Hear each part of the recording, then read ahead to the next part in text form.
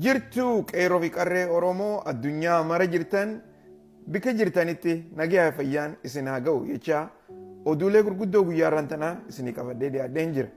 Guutuu viidiyoo kana daawwadhaa walii dabarsaa yaada keessanis itti barreessaa. Dura irratti pirezidaantiin Ameerikaadhaa Doonaald Tiraamp egzeegatiif oordara isaasan ammallee akkuma itti fufee jira. Guyyaa kalee galgala yeroo haasa'u godhu egzeegatiif oordara haaree ammaan tan hoggaan Waayit Haawusii galeen itti mallatteessuu jaajee tan ummata isa dhageeffatuuf hime keessaa tan warra gartee raayyaa ittisa biyyaatii fi warra gaafa koovid hojiirra ari'ame akkasuma san warra gartee DEI tan jaaniin taqaa'u diversity equity and inclusion jaaniini gartee warreen gaa dhalaa fi dhiiraa taqaa'u waan adda addaa walitti jiru kana akkaataa isaanis hireen kan namuuf waan godhanii gaafa gartee Baayiden hojiirra oolchesan san hunda inni uf duuba deebisuu barbaada. Keessaafuu gartee militarii Ameerikaa tana keessa warreen gartee dhiirarraa karaa dhalaatti if jijjiiree takka immoo dhalaarraa karaa dhiiratti if jijjiiree gartee militarii keessa jiran hunda hojiirraa ari'uu barbaada. Dubagaa wanni kun gartee karaa ummata amantii hordofutti akka malee jaalachaa jiran. Keessaafuu gartee warreen evangelikii fi amantii islaamaa kana warri hordofan akka malee waan kanarraa gammachuu qaban. Gama kaaniin mootummaan Ameerikaadhaa gargaarsoota adda addaa kan gartee akka nagee ooltummaatii fi takkaa'u maallaqa bilaash kan kafalli hin qabne itti namaa kannan san yeroodhaaf dhaabuu siidaa ibsanii jiran. Kunis gartee akka federaal giraantii fi akkasuma san warreen gartee assistant program takkaa'u loonii kan liqii gartee ummata adda addaatiif kannan organizationaa fi akkasuma san warra nagee ooltummaadhaatiif kan hunda gartee yeroodhaaf dhaabuu isaanii ibsanii jiran.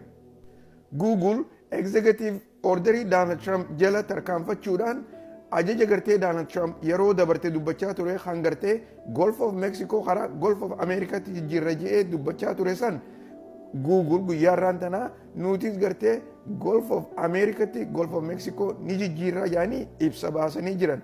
Kanneenis gartee akkuma nama dura oduu keessatti isin himaa ture Donald Trump wanni gartee nuti itti faayidooynu hundinuu keessaafuu nuti gartee maqaa keenya yaamamuu qabdi jedhee kan dubbachaa ture san qofa odoo hin taane gartee lafa akka Giriinlaandiitii fi akkasumas san Paanaama kanaalillee ni fudhanna jedhee yeroo adda addaa irra deebi'ee dubbachaa ture.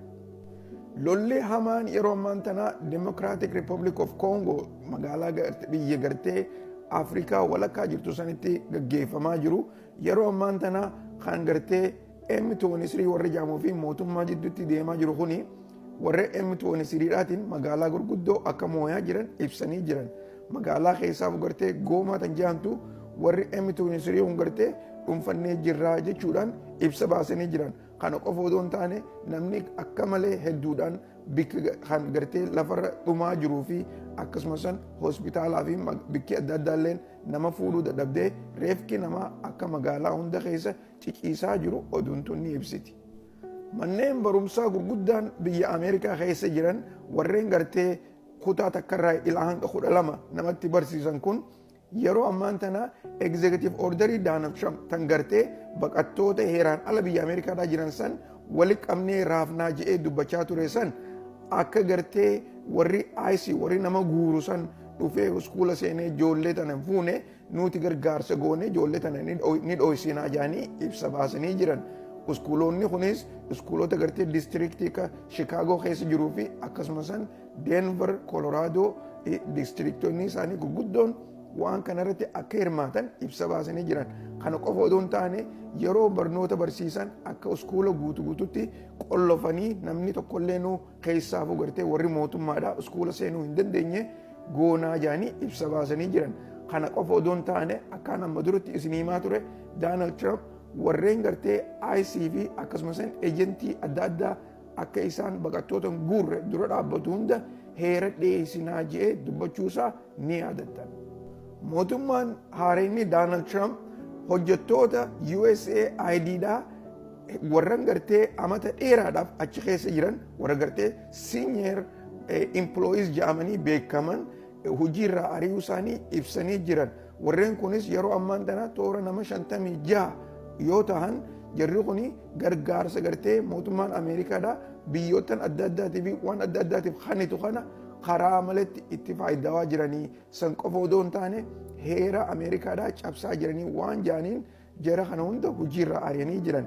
Ejentoonni kun warreen gartee yoo xiqqaatte amata 10 toora gartee amata 30 ejensii kana keessa dalagaa jiranii jaanii ibsanii jiran.